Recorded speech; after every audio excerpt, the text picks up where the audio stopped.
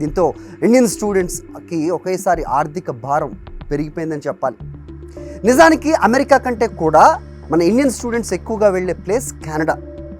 International గణాంకాలు అంటే అంతర్జాతీయ గణాంకాల ప్రకారం 2024 నాటికి ఇతర దేశాల్లో చదువుకుంటున్న భారతీయుల సంఖ్య 13,35,878గా ఉంది. ఇందులో ఒక్క కెనడాలోనే 4,27,000 మంది భారతీయ విద్యార్థులు ఉన్నారు.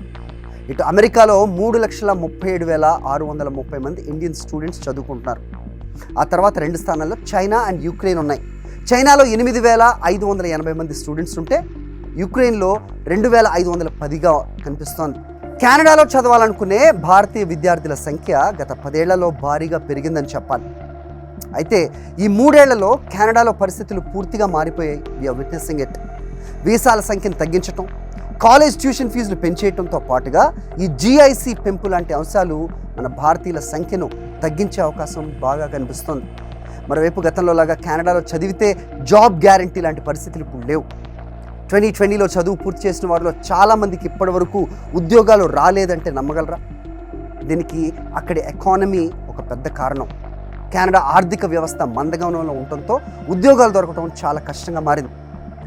గతంలో ఈ ప్రైవేట్ కాలేజెస్లో చదివిన వారికి 3 ఏళ్ల వర్క్ పర్మిట్ ఇచ్చేవాళ్ళు. ఇప్పుడు దాన్ని కూడా రద్దు చేసింది కెనడా.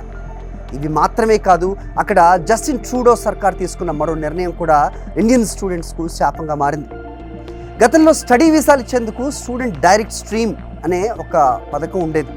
2018 నుంచి ఈ పథకం అమల్లో ఉంటే ఇటీవల ఈ స్కీమ్ని కూడా అక్కడి ప్రభుత్వం రద్దు చేసింది. దీంతో కెనడాలో చదవాలి అనుకునే Indian students regular study permit stream ద్వారా అప్లై చేసుకోవాల్సి ఉంటుంది. దీనివల్ల వీసాల జారీ చాలా ఆలస్యం అవుతుంది.